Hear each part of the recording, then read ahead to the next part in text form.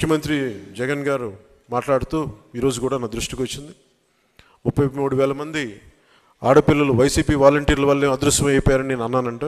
వారికి వివరణ ఇస్తున్నాను.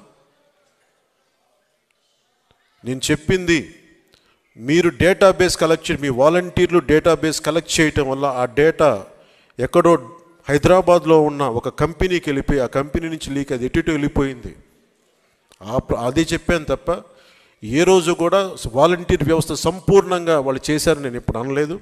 వాలంటీర్ల మీద నాకు గౌరవం ఉంది. కానీ కొద్దిమంది వాలంటీర్లు చేసిన తప్పులకి వాలంటీర్ వ్యవస్థ మొత్తం చెడ్డ పేరు తీసుకొచ్చిందని చెప్పాను తప్ప వాలంటీర్ వ్యవస్థ ఏ రోజు కూడా మొత్తానికి చేసిన నేను ఏ రోజు చెప్పలేదు. అది ముఖ్యంగా వాలంటీర్స్గా పనిచేస్తున్న యువతకు ప్రత్యేకించి తెలియజేస్తాం. మీ భవిష్యత్తుకు కూడా మేమందరం అండగా నిలబడి ఉంటామని తెలియజేసుకుంటున్నాం.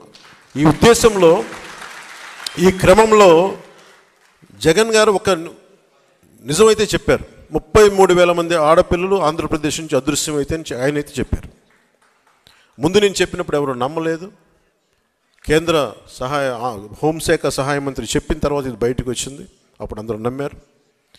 ఈ రోజుకి ఒక ప్రెస్ మీట్ పెట్టని వ్యక్తి నన్ను కానీ నాయకులు జాతీయ తెలుగుదేశం పార్టీ జాతీయ అధ్యక్షులు ఆయన తిట్టడం తప్ప మా ఇద్దరిని తిట్టడం తప్ప అతనికి వేరే పని లేదు. అలాగే ఆర్వి రామారావు గారు కూడా మీరు ఒకసారి జగన్కి మీరు క్లాస్ వారి గురించి ఒక చిన్న పాఠం తీసుకోవాలి. ఆయనకి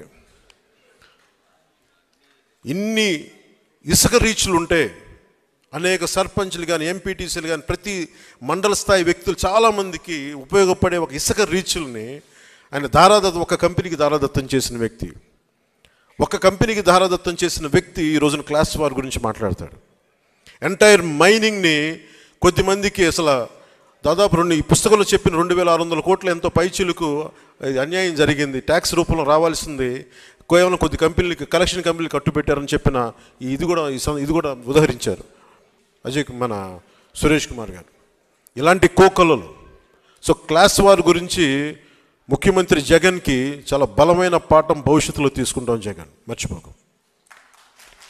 ఏ అమరావతినైతే ఏ ప్రజలనైతే ఏ ఆంధ్రప్రదేశ్ ప్రజలనైతే మీరు హింసించారో, ఏ ప్రజలనైతే మీరు విధ్వంసానికి గురి చేశారో, జీవితాలని చిన్న భిన్నం చేశారో గుర్తుపెట్టుకోండి జగన్. భవిష్యత్తుని మేము మిమ్మల్ని కాలర్ రాస్తాం, గుర్తుపెట్టుకోండి. జై జనసేన, జై హింద్.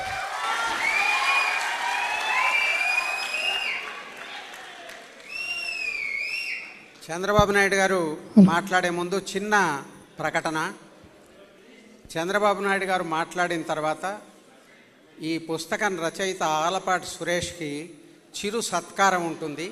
అది కూడా జరిగేదాకా మీరు ఇప్పటిదాకా చూపిన ఓపిక ప్రదర్శించండి. చంద్రబాబు నాయుడు గారు.